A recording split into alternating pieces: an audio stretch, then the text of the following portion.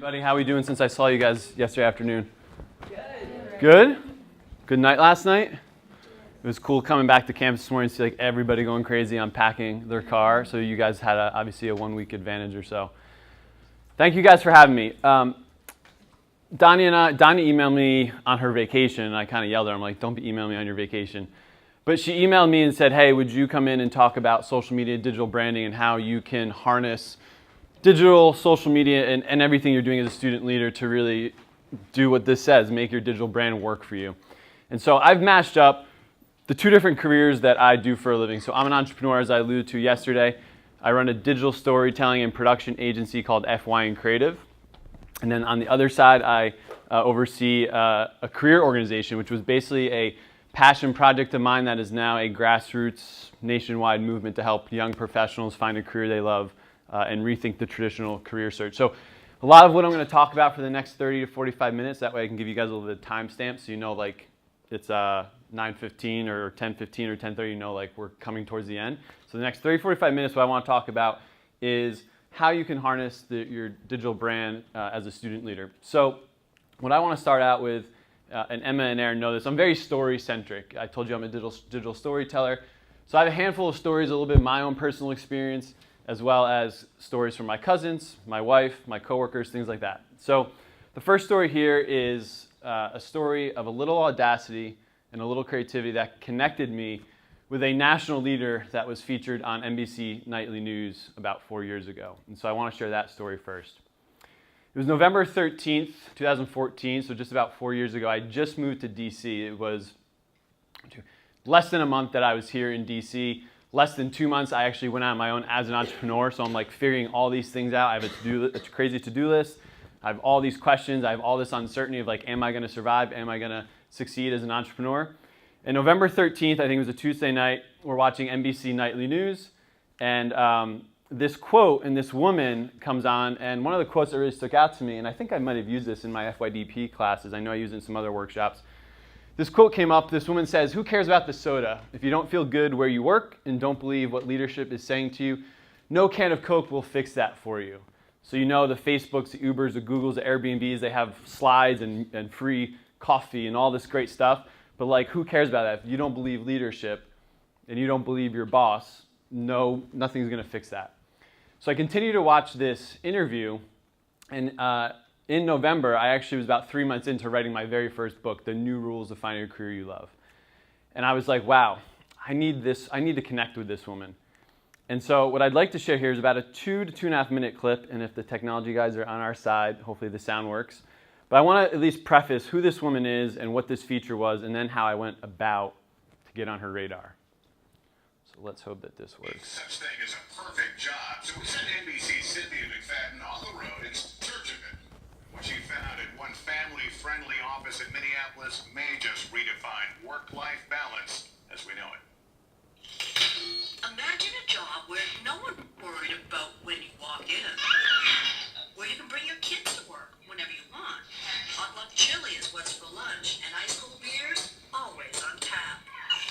But wait, it gets even better. Do they keep track of how much vacation time you take? They don't care how much vacation time we take as long as we're getting the work done. Welcome to a place where no one seems to watch the clock. When we drove up, the taxi said to me, look, they're having a party in there. I think that's what people think from the outside looking in. We worked really hard 13 years ago with a little money, a couple of friends, and a lot of Midwestern pluck. Nancy Lyons took an old gadget into a tech company. You know, I'm a woman with a mouth and big ideas. Entrepreneurism was the path I had to take.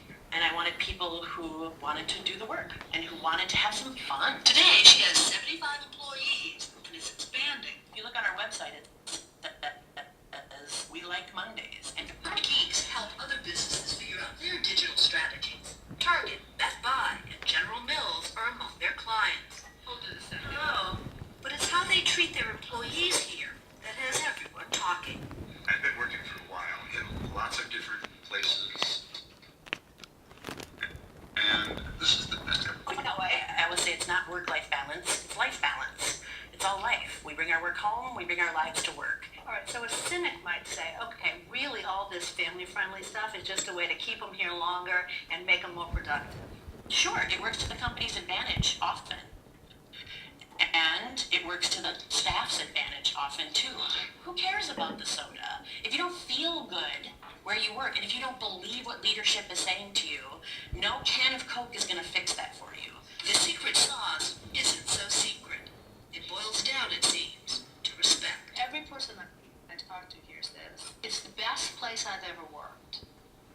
Yeah. What does it do when you hear people saying? Oh, I get choked up. Yeah. Because that's what I wanted. Wow, look at that. No wonder Nancy laughed. So I was watching this, and my wife comes in the room. She's cooking dinner, and I literally like rewind it 3 or 4 times, and she's like, "What are you doing?" And I'm like, "This woman's going to be in my book." And she's like, "Okay." I'm like, "No, I'm serious. She's going to be featured in my book." And at that time, I had interviewed about 20 young professionals that went a bunch of different career paths.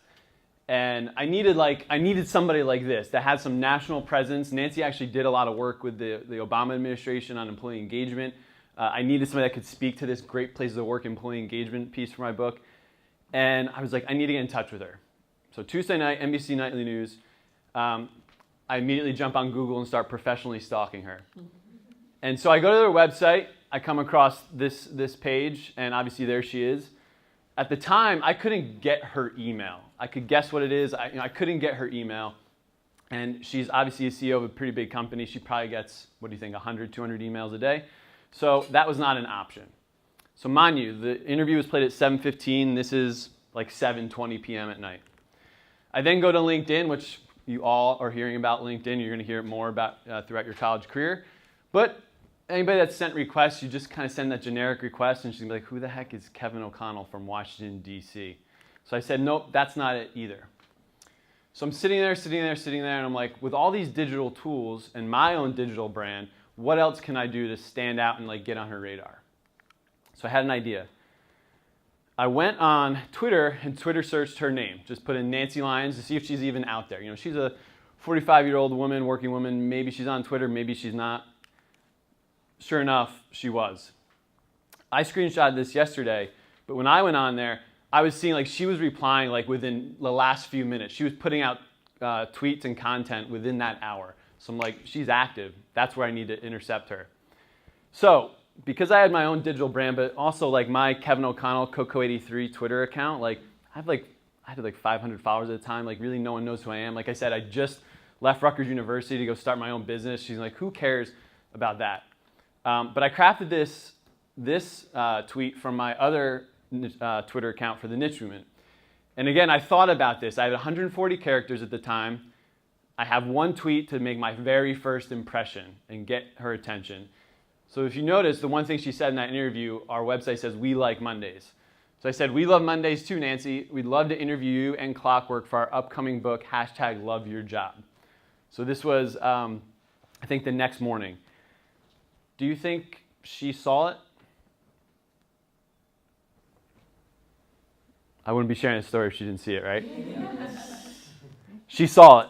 So that next morning, she said, okay, please do reach out, perhaps via email. So less than 12 hours from that NBC Nightly News interview, I had her attention through Twitter. Got her email through DM, set up this phone interview basically to have her give me content for the book. She was electric. Like you saw 2 minutes of her interview, she was just so dynamic, so engaging, so just wanted to help a stranger out, a new entrepreneur, that in fact, when the book came out, about 2 months prior, I was like, Nancy, would you write the foreword? Like, can we take what you gave us and would you add just a little bit more touch onto what we compiled and could you be the foreword of this book, the first thing you see? She said, sure, no problem. So a complete stranger, somebody on national news, to 3-4 months later, she was writing the foreword for my book. The cool thing is when it came out, she supported the niche movement. She still does. She's still on our email listserv. We've connected with her when we were trying to plan a conference about a year ago. She was going to speak at it. And the cool thing is this screenshot, when the book came out, she had 22,000 followers, or she had 20,000 followers. So she shared this multiple times.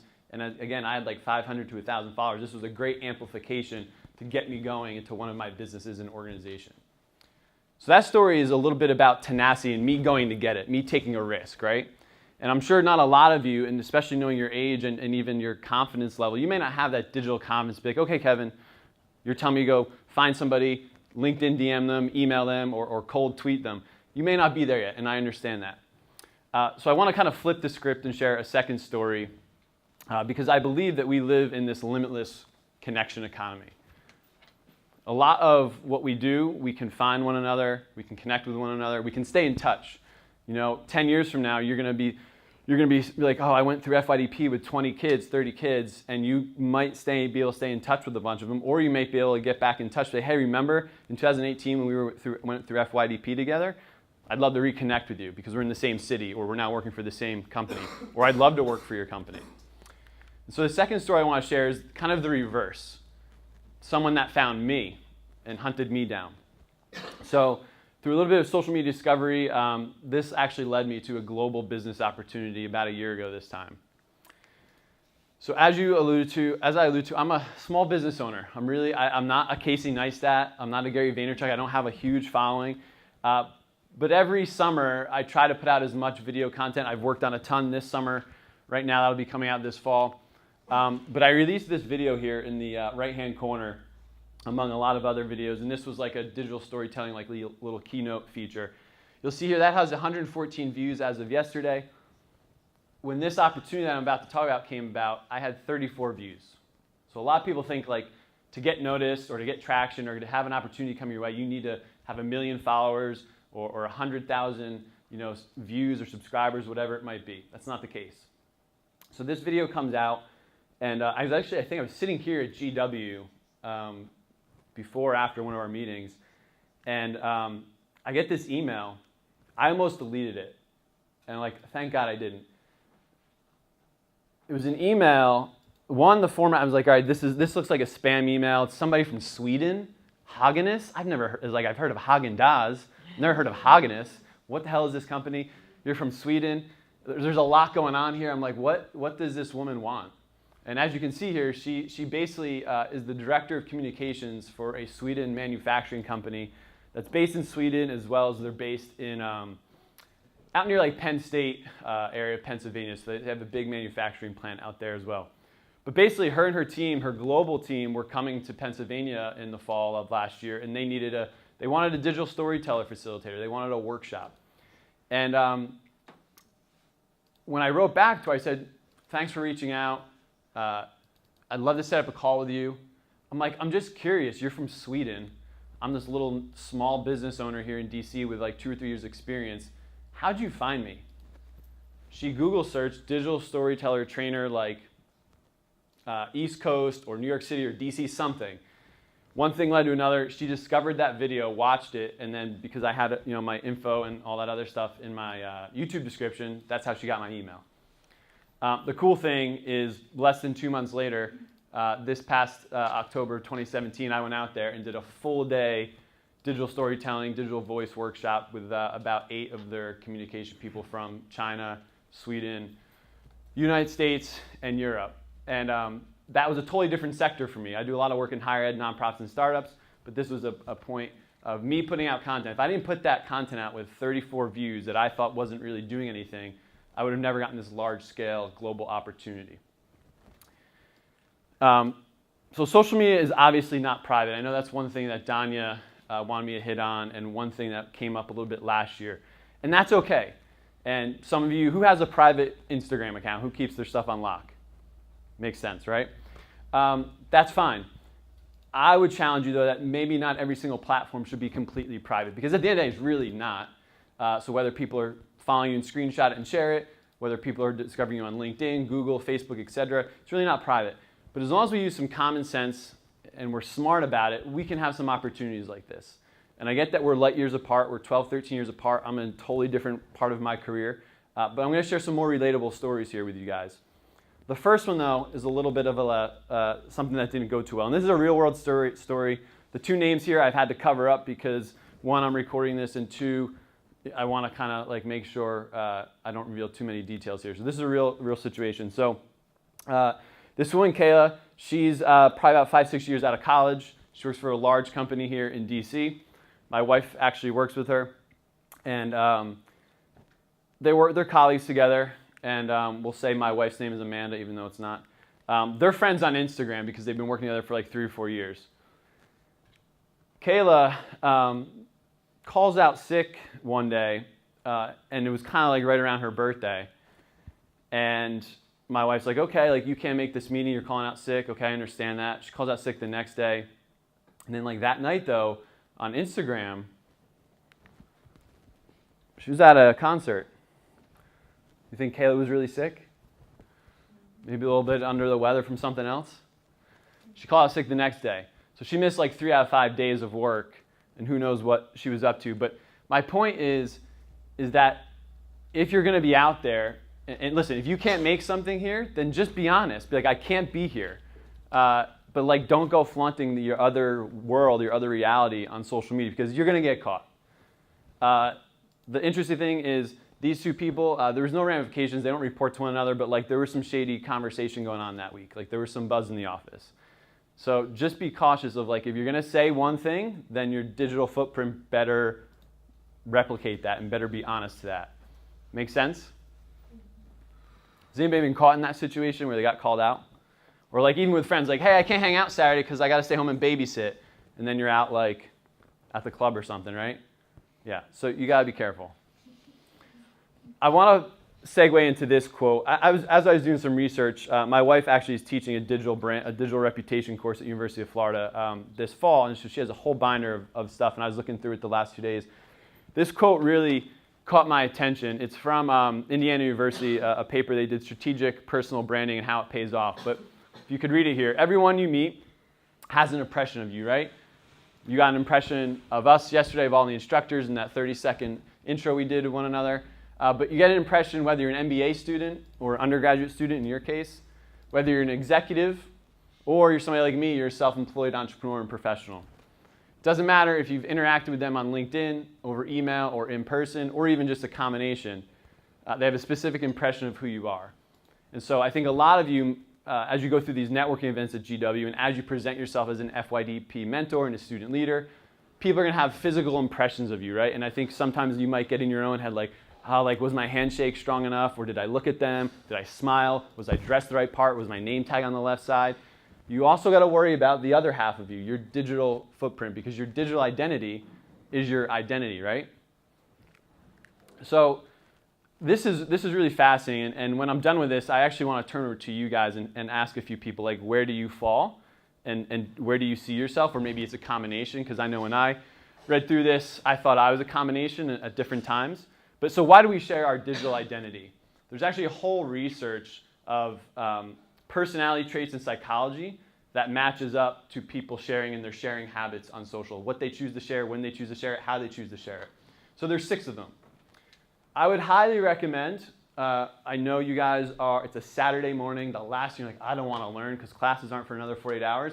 I really would highly recommend either taking a screenshot of this or jotting this down, because I really think this might help you identify like where do you want to be as a digital leader? Or maybe there's a new term up here, like, hey, I'm an altruist, but I want to be something else. It'd be helpful. I know I do that a lot with, especially on like YouTube. I try to make videos that help the people I'm trying to serve. So this is one thing. When they categorize this, a lot of people might do this through Facebook, through email. I said I do this through YouTube, but you're sharing content to be helpful. So as a leader here, you may be using social media as a platform to help your FYDP students, other student leaders. You might share, hey guys, here's a great event that's going on. You should know about this. Or here's a great resource that I'm going to tweet out or put in my Instagram story that you should know about to get involved. The second reason people share is a careerist. Again, this is where I start to kind of like mash up, like, where am I? You share to just build your professional reputation. I worked at Rutgers University. I had a lot of colleagues that they were building their digital reputation as part of larger associations, larger memberships, that they wanted to be known as the expert in their field. So maybe that's you. Maybe you don't want to mess around with Instagram, Facebook, or Twitter, but you want to crush it on LinkedIn and you want to be known for becoming an up-and-coming finance consultant or a project manager, whatever it might be. I love this term. Obviously, this gets thrown around a lot of bit since 2013. but hipsters. So you're just sharing cutting edge insight, trends, creative content, specifically that builds your identity. I'm curious, does anybody here feel like they have like a followership on a social media platform? Like they're a little bit of a hipster and they're very particular what they share and they have a following? You're shaking your head. How many followers you got? 1,100. Okay, that's a pretty good dent. That's good. Who else thinks they're a hipster? No one? Okay. I'm going to share an example of what I think somebody is a hipster. I'm going to share that. It's a personal example. This is interesting. I never even thought of this boomerang effect. Share content to get a reaction from audience or seeks validation, right?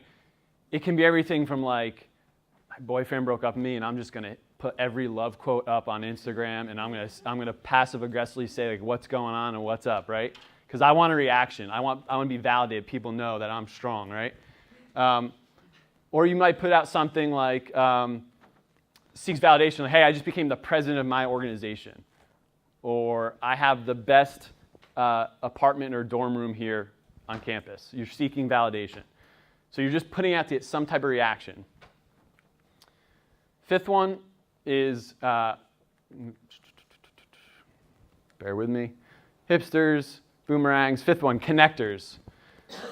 I identify with 1 and 2. I also identify with number 5, connector. You're sharing content to stay connected with others and make plans. And so personally, right now we're talking about the professional side of social media and digital, but I'm sure you use a lot of these apps to just DM one another back and forth, snap one another back and forth, keep a streak alive on Snapchat, make plans with one another. But being a connector, this is a great way to be seen. I know so many people have done very well in their careers because they're an actual connector. They're all about making opportunities and helping one another out and connecting them with great people. And you can do the same thing online. Number 6, this is interesting, selectives. Is anybody really bougie with their digital footprint? Like they're very particular what they put out. It has to have like the right filter, right look. They're only posting like once a month, once a week. So you're selective. You put more thought into what you share and whom you share it with, right? So you're not just blasting it out to everybody. So what I'm curious, with the 20 or 30 of you in the room, who feels strongly like one of these identifies with your digital footprint and digital brand? Go ahead. What's your name? I guess for me, kind of number 6. How come? Not really that it has to, like my pictures have to look perfect or anything, but I'm just very, very careful when I share. Like I only post pictures that I feel like anyone would think is appropriate. If that makes sense. Okay. So a couple pictures with family, friends, and myself. Sure. And is that specific to a certain platform, like a Facebook or Instagram, or is that just all the social media channels that you're on? I do it for everything. I mean, I'm only on Instagram, Facebook, LinkedIn. Yep. Yeah. Okay. So you're selective. Any other ones kind of identify or adjacent to you? Number 2. Yep. I use Okay. LinkedIn. Okay. So careers and selective. Who else? Somebody a little bit different. Go ahead. I'm Kashi. I guess a combination of connector and selective. How come? Like I like to share things that I think might be helpful. Mhm. Like, lately, I'm like, hey friends, go vote and stuff like that. And I get registered and I'll post like info on that. But then also I'm like selective. Like I don't want anything inappropriate to be out. So yeah. Fair enough. And that's the thing. I've been working with college students for 10 plus years. I've been doing these trainings a lot, and I think that we're past the stage where you guys know that you shouldn't be doing certain things. And I think there's that slip up. There's the one situation, but I think the one negative situation, there's 99 other great examples like the first 2 that I shared that you really can harness. One other person, maybe this side of the room to represent. Where do you see yourself?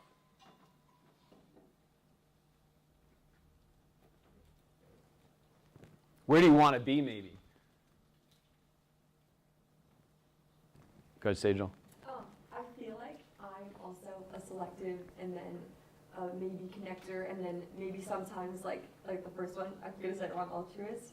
But I think that, and I think this goes for a lot of people, like we all want to be the people that are like putting out creative things and inspiring people. And then sometimes I feel like that's kind of scary because if you put something out there that means a lot to you and it's like something that you worked really hard on and then it's out there and then maybe it doesn't get like the feedback that you thought. Sure. Like, that's kind of scary, but I think like that's where I want to be, like sharing creative things. That's like I really like, and Yep. hopefully it gets like and it hopefully inspires other people. Yeah, awesome. I think to build off that last point is there's a time and place and a circumstance to be selective, right? But especially with the large organizations that I work with, they just tend to overthink what they're posting, and it's like 30 days and they haven't done anything. They're still in a meeting. They're still brainstorming. And I look back to that personal example of that video. If I never shared that video, I would have never had that opportunity. Who cares how many views, how it did, et cetera. But I think the analogy that I would share, that I share with my organizations I work with on the content strategy side, is treat social media, if you choose to, as a dartboard. You know what your bullseye is, you know what you're trying to achieve, you know what you want to talk about and who you want to be, but just throw darts against the wall. And as long as you can continue to try to be close to the center, it'll be fine. I think a lot of people, when you're standing back, you're like, I don't know what to post, I'm not going to post. There's going to be 100 other college students that have that digital brand, and they're going to get the opportunities over you. And so I think this goes perfectly into this next story. I don't know Megan personally. I did talk about her in my book, though. So Megan graduated Michigan State University, I think it was like 2013, 14, so about 3, 4, 5 years ago. And she is obsessed with coffee. I see some who's really obsessed with coffee, like you already need another one. Okay, yeah, we know Danya. But she was also really interested in making connections. So she wants to be a connector. So it was around this time when she got back to the start of her senior year, and she was like, crap, I graduate in less than like 250 days. Like I have less than 9 months before I hit the real world. I got to do something. So she started this initiative called 52 Cups of Coffee. She set out a goal for herself that within the Michigan State community, and this is where it started, every week I'm going to build up the courage and I'm going to ask or connect or email somebody like, hey, I'm an up-and-coming student. Would you have coffee with me? So one coffee led to another, one person led to another. Next thing you know, 52 weeks later, she had 52 new connections from 29 different cities, 7 countries, and 52 new connections. So people that were World War I and II veterans, people that were very successful entrepreneurs, academic advisors and professors on campus, other students. She had all these people in her pipeline. She wound up writing a book on this 52 Cups of Coffee, which I would highly recommend. Maybe Danya Rachel jot down. It might be something to get here in your office, or see if it works into this networking piece for FYDP. A lot of people think maybe she would have went the entrepreneurship, solopreneur route like I did. She actually is a technical recruiter at Airbnb, and she got that job because of her connection and her digital brand and her tenacity to put herself out there. You can see technical recruiting at Airbnb by day, but she's an author, speaker, and coffee drinker at night. And her first book is on Amazon. So don't think that you just need to use social or be a digital leader because you're just trying to build your own personal brand and be an entrepreneur, be an influencer. It's not that. You can go work for one of the largest startups in the country if you create your digital brand over the next 2 or 3 years. The cool thing is, not only did she turn that into a book, but she blogged about her experiences. She documented it along the way. Obviously, 4 or 5 years ago, there weren't as many tools and innovations with social media channels as there are now, but she put herself out there. This is a very personal story to me. My younger cousin, Leah here, she's adopted. She is about 12 years younger than me, and it was cool because when she started going through college, Courtney and I gave her all this different advice. Like, her parents would give her like the real world, or like the advice that all your parents give you, and then we'd be like, this is what's up. Like, this is what college is like, this is what you need to do, this is how you get involved. But she graduated from TC&J in New Jersey last year with a journalism degree. She then decided, hey, let me tack on 1 more year of debt and go to Syracuse School of Communications, which if anybody knows about the communication field, Syracuse is a really good school for that, like top 3, 4, 5 school. So she just graduated this May. She's a lot like you guys. She did internships. When she was at Syracuse, she was like a graduate RA for her residence hall, and she had some on-campus media jobs. So she did everything that you're supposed to do as a student leader. So this is her Instagram account. What really got her started, though, and got her a job was her friggin' pug dog, Posey. So she started this Instagram account about 1.5 years ago, and every single day, I kid you not, every single day, she puts up a picture or video of this dog. I'm not a pug lover. I love black labs, although I love like a French bulldog pug mix. I'd be down for that. So she started Posey the Pug on Instagram. You can see Posey is my name, Posey is my game, #PugLife. So what I love about this is she is embodying a digital voice for this dog. She's creating a brand for this dog. Very essential skills if you're going to get into any digital marketing field. Another example here, hiding from Monday under this pillow with an emoji. Cool thing, she understands formatting on Instagram. She understands hashtag culture to get noticed. And she does this day in and day out. So she's created a habit for herself. I believe that the job that she got, which I'm going to share in a minute, it was a mix of her degrees. It was a little bit mix of her resume experience of internships. But it's her understanding that basically put her in charge of this summer. And I think she got a full-time job offer by, I'm going to butcher it, Net-a-Porter. Is anybody familiar with this brand? It's like, yeah, exactly. I butchered it. But they have an office in North Bergen, New Jersey. They're a big fashion brand. And she now works there as like a social media community manager and content creator. And a lot of what she could bring to that is understanding how to embody a fashion brand, how to have hashtag culture, content that's going to connect with their audience, how to have a digital voice. And a lot of it was because she decided, like, I'm just going to take my dog and create an Instagram account and do it every single day and learn all the different ins and outs of Instagram and how to grow a followership. So it may not even exist here in FYDP or as you a student leader, but maybe you have something that you want to do on the side that you're really interested in. Art, photography, dogs, cats, whatever, if you are a cat person out there. So what I want to start closing with here is I'm a big believer in documenting your work, capture your experience. 30 seconds of work can have a direct impact on your career. The line that I normally use when I do this for organizations is it can have a direct impact on your bottom line. A lot of people are like, why am I going to do an Instagram story? Why am I going to do a YouTube vlog? What's the ROI? I only had X amount of views, this much impressions. And I can share, well, that example of the video that had 34 views got me a 4-figure opportunity to do something with a global company. This will have direct impact of your work. What's funny is on the Uber ride over here this morning, and I almost was going to like make an audible and put it in presentation. Right before this is my Instagram stories from yesterday. Emma and Aaron, shout out. Is Emma here today? Where are you? Yep, there you are. Sorry, I didn't see you. I know you had to go for RHA stuff. The Instagram story I put out right before that, for FY and Creative, I'm launching like a 5-week digital storytelling cohort certificate program. On the Lyft ride over here, I had a friend from FDU where I went to school that I kind of connect with on social media every now and then, but I haven't seen her a couple of years. Really wasn't that connected with her at FDU. She had DM'd me this morning and said, oh my God, please tell me more about this program because my husband's coworker needs to go through this. I want to send him to this. If I never put out the behind the scenes of this coming soon or this new program I'm starting for my business, I might have gotten one less customer or one less student to sign up for this.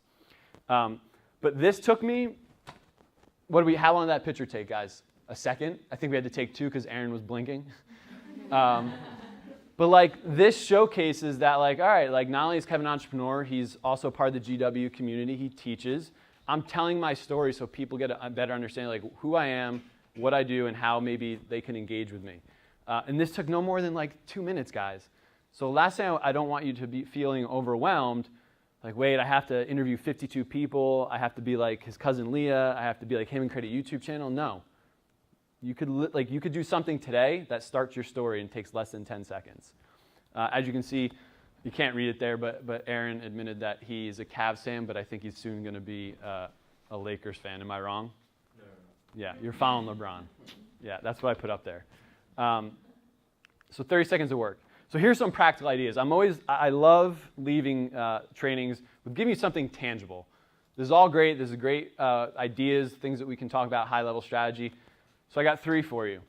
So LinkedIn, let's focus on LinkedIn. Who's got a LinkedIn profile that's close to complete? Awesome. Here's what I would recommend. My wife and I were talking about this last night at dinner, portfolio items. So you can actually kind of bookmark different projects, blog posts, and things like, it's basically like above the fold underneath your description and summary. You can actually plug in different things. And she was telling me a story last night because I was telling her I was prepping for this. And the job that she has now at APCO Worldwide, she's like a director of learning and development. She got that job because when she got the interview, she went in and met with the VP. And the VP, Catherine, kind of quickly looked at her resume, but Catherine spent 20 minutes just perusing her LinkedIn account. And the whole hour-long interview was, Courtney, tell me about this portfolio item, or tell me about this conference you have bookmarked on LinkedIn. Tell me more about this. And that came so easy to Courtney that she just had, it was a conversation. I was not nervous. It wasn't a Q&A. It wasn't completely formal. She just wanted to know about, like, tell me more of these exciting things that you were part of over the last 5 to 10 years of your career. And so imagine if you don't have that. Like, imagine if you go to an interview and I LinkedIn search you and we're just stretching for things to talk about, or you're nervous. I can tell you right now, I had 32 students from GW apply for one of my internships this fall, and the 5 or 6 that I narrowed it down to, I did a little LinkedIn search, and I unfortunately couldn't find much. So I would highly recommend that people, they're probably not Google searching you, they're definitely not really Facebook searching you right now. Maybe some companies have that policy, but they're most certainly going to quickly hunt you down. If you're in the top 10 selective pool to get a job, they're going to get on LinkedIn. And you want to make sure that you can control that and share stuff about it. So some things I think you should do. You could maybe do a quick recap of the Blackburn lecture. What's this whole topic of civility? What's going on campus? Just write it down. Do it from your phone. Maybe share one of your projects or case studies from another class. That could be in an actual LinkedIn post, or that could be a portfolio item. I think this is huge. If I had LinkedIn and the technology now that when I was in school, I would be saying, hey, like, here are 4 of me and the 3 other members that founded the marketing group, or the Habitat, I'm the president of the Habitat for Humanity chapter, and we just raised $6,000. Like, I would be documenting those milestones and success of the student orgs that you're a part of. And the other thing is share that professional selfie. Like, maybe it's you and 3 of your other people from GWIB or other FYDP mentors. Like, share that picture. If it has some professional attachment, put it up on LinkedIn.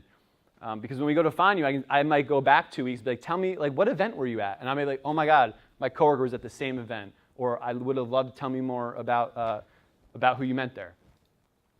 The other big thing I think you guys are missing out on is commenting.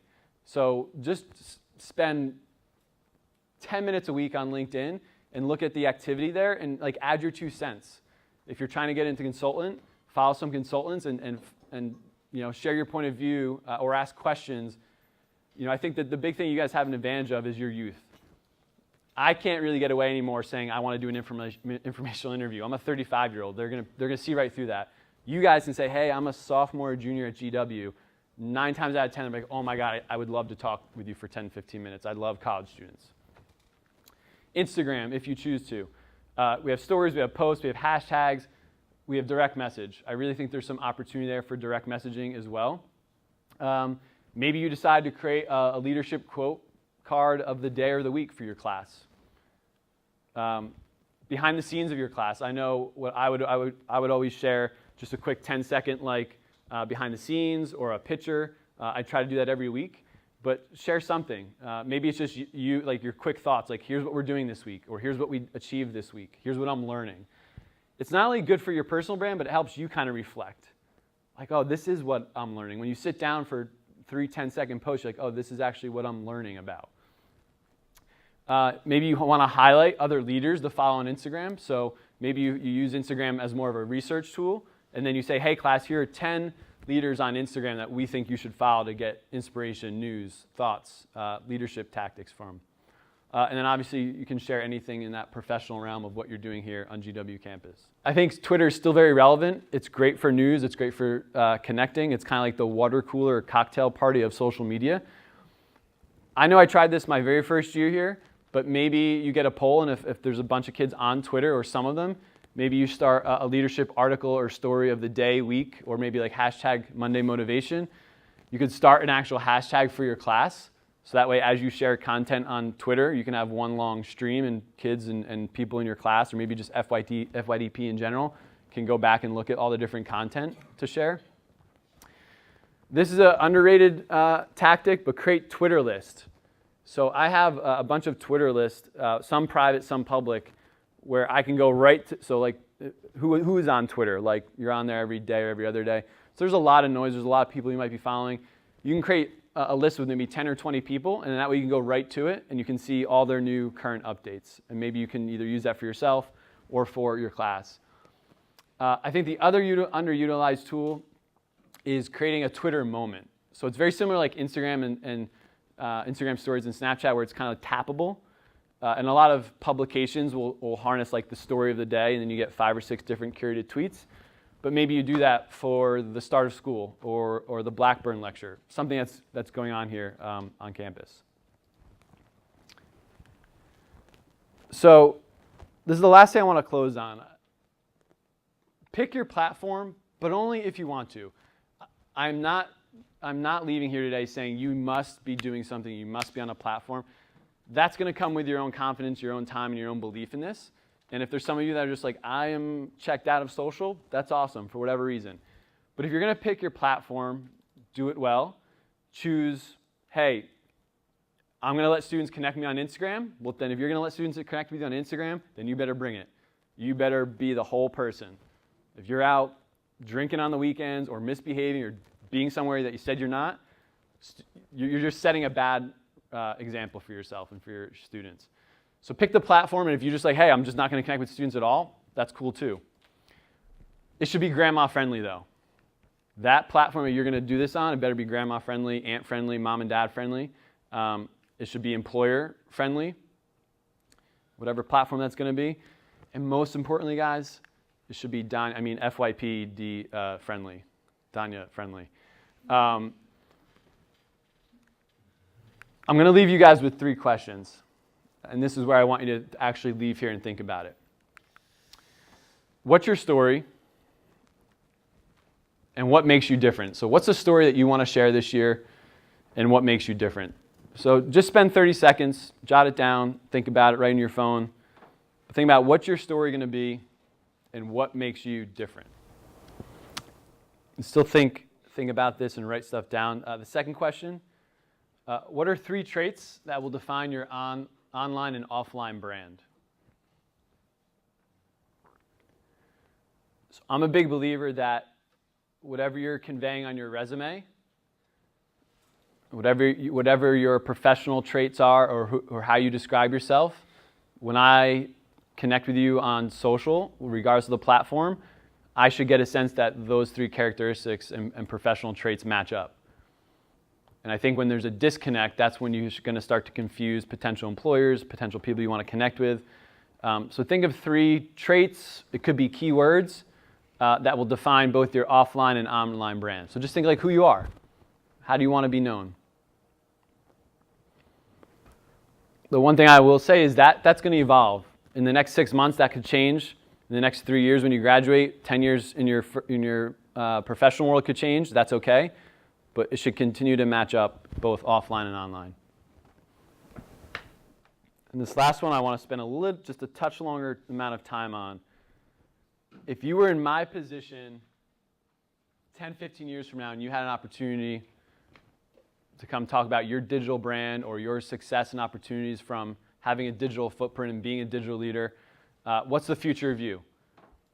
What's the next 5, 10, 15 years look like? Again, if you choose to be on digital and have a digital brand, what's the future of you look like? What's come out of you having a digital brand?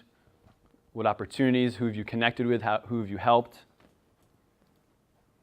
How have you been noticed? So in about 10 seconds, what I'd like to do is turn over back to you guys, and I'm looking for 2 to 3 or 4 people to just share what they got out of this. Maybe it's answering one of these last 3 questions. Maybe you have a rhetorical question back for me that's something you thought we'd cover or something you want me to expand on. But I'm not going to have some big grand finale to this workshop, but I want to turn it back to you guys because we have about 5 or 10 minutes. And I'd love to hear your thoughts, what you got out of this, or some answers to these questions. So who's brave enough to go first? Who's got enough coffee in them? Thank you. Just say your name again. So I think with the first question, I realized that most of what I do is motivated by service. Like, I don't feel fulfilled unless I feel like I have done something to help other people, because I know that I'm coming from a standpoint where I've been pretty lucky most of my life. And I realized that that motivates like even the sorts of internships and work opportunities I'm interested in. So like I worked at an immigration law firm, but they did a lot of pro bono work with like domestic violence cases. And without that, the job would have been less fulfilling to me. Awesome. So your story is about helping others, service-oriented. Have you thought about how that could integrate into your digital brand or digital footprint? I know I post a lot about service, and great. I post a lot about service opportunities, especially not even stuff I'm involved in, but if there's something around campus, I try to like make other people aware of it. So you're the person to go to if anything service related. We should be following you. We should be following along. Awesome. Thank you for sharing. Good. I'm Hannah. Hey, Hannah. I realized that it's okay to be more public on social media. Like, all these years, like, I've kind of made everything more private because I've been scared to post the wrong thing or, like, you know what I mean? But I think that it's, like, seeing this presentation has encouraged me to become more public in terms of my identity, and like it's okay to accept the students that I teach on Instagram if I'm posting the right things. Yeah. I think we all need to give one another the benefit of the doubt as it comes to social media. Listen, there can be slip-ups, there can be things where you're just enjoying life too much, but I think those negative, like I said earlier, those one or two negative situations that we all hear about just outweighs everything else. And I believe that like putting yourself out there, putting your whole self out there. Hey, this is me as a student leader. This is me with my family. This is me like when I'm not my best self, like whatever it might be. And then however you choose to do that, I think that just cements more of an actual connection with people. And we really understand like, okay, we're not just hiring Hannah and her resume and her degree and all this. Like this is who she's going to be for the next 5 years if she chooses to work with us or as a student leader for the next year. So I think that's the way I would view social, so I'm glad you shared that. Anything else that resonated with you, or?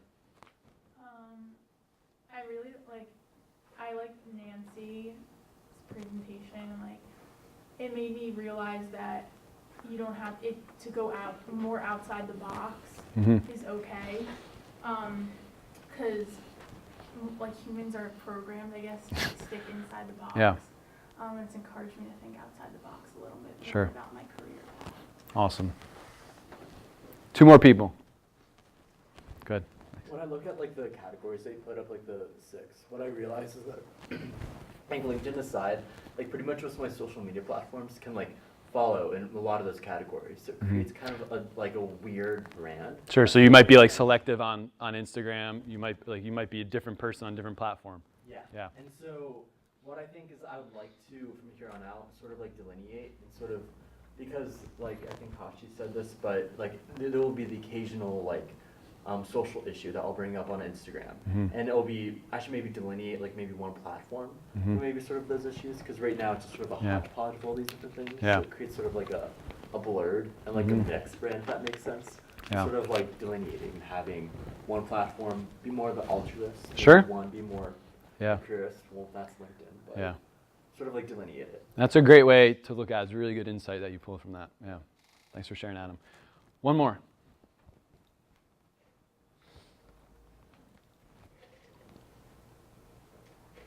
Thanks, Catherine. Go ahead. I think the second to last question, it said 3 traits that will define my offline and online brand. I never really thought about that, and the 3 traits that I put down, I immediately thought, well, I'm not really doing that on my online brand, because I think that I'm personally more selective, so, and I'm definitely using it just to kind of connect with family members and connect with friends, and not really to put myself out there. I'm definitely not a hipster or anything like that. Yeah. So, kind of what I took from that is that although I am being more selective with it and I'm using it more as a connection, I can still use those traits that I want to be perceived as online, and I can still kind of use that as an influence to what I'm posting and stuff like that. Great. What I will leave you guys with, I think, there's a lot of kind of closing points, but obviously wherever Danya and Rachel and GWSB take social media guidelines and things like that, and there's going to be things that come up. Clearly, I think before you go crazy, like, oh my God, we have this crazy campaign, this crazy, like, check in with them. Like, just be like, hey, I'm having this idea that came from this workshop. You think this is, can I run with it? Because the last thing I want to do is like week 4, we're sitting around our instructor meeting like, oh my God, did you hear what FIDB 13 did? And they're like, because I'm like, I messed up. Like, so just check in with Danya and Rachel, and if you have any ideas, please. I'm super accessible. I'm only here on Wednesdays generally, but my email's there. Any of those, Twitter, Instagram, you want to follow me at KOCO83, but really LinkedIn. If you want to connect on LinkedIn, I'm cool with that too. But I have a lot, there's, Hannah mentioned like taking different approaches to connect with people. I have all these different templates and all these other materials I've used for FYDP. So anything you want to get from me or questions you have, just please email me. So it was really great presenting to you guys and getting to know you a little bit more, but best of luck this semester. And thank you guys for having me this morning. Enjoy today.